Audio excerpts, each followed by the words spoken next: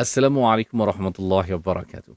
Walaupun berulang-ulang kali kita membaca kitab Asy-Syama'il karya Imam At-Tirmizi, kita tetap rasa rindu, kita terbayang-bayang bagaimana wajah Nabi Muhammad sallallahu alaihi wasallam.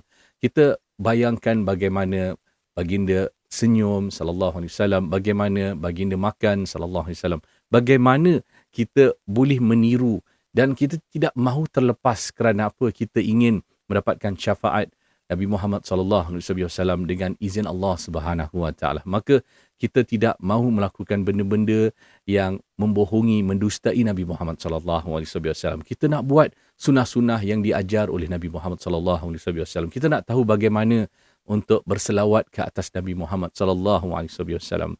Maka kita lebih gigihlah kita belajar sunnah-sunnah Nabi Muhammad sallallahu alaihi wasallam dan kita mengenal baginda Nabi Muhammad sallallahu alaihi wasallam.